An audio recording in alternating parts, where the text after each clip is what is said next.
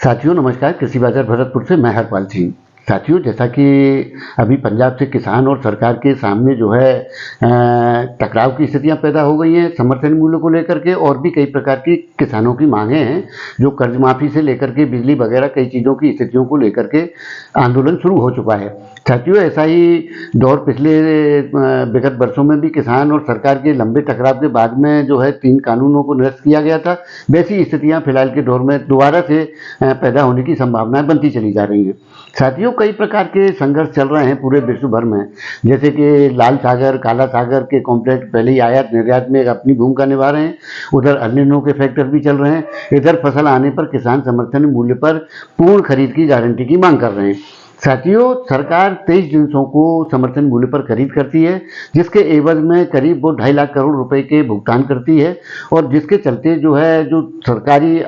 खरीद होती है उसे जो है स्टॉकिस्ट या जैसी बाजार में मोनोपोली या किसी प्रकार की कालाबाजारी को रोकने के लिए खुले बाजारों में माल को बेचती है, तथा कुछ माल को जो है अंत्योदय या विभिन्न बीपीएल योजनाओं के तहत गरीब उपभोक्ताओं को निःशुल्क बांटा जाता है। साथियों, ये स्कीमें काफ़ी समय से पहले से चली आ रही हैं, और किसान क्या है कि स्वामीनाथन रिपोर्ट की जो है हूबहू लागू करने की मांग करता है, लेकिन सरकार की स्थितियां उसके विपरीत हैं। क्योंकि साथियों, अगर सरकार पूरी खरीद की गारंटी देती है तो 18 से 20 लाख करोड़ रुपए के भुगतान को सरकार को बाध्य होना पड़ेगा, जिसके चलते बाजारों में जो स्थितियां हैं, सरकार की जो स्थिति है वो एक आड़तीय जैसी हालत में तब्दील हो जाएगी, जो कि कोई भी सरकार नहीं चाहेगी। साथियों, निश्चित रूप से किसानों को और केंद्र सरकार को बीच का रास्ता निकाल करके किसानों की समस्याएं, उद्योगों और उपभोक्ताओं तीनों की ही स्थितियों को ध्यान में रख करके योजनाएं तय करनी पड़ेगी। संघर्ष विराम या इसकी स्थितियों को जो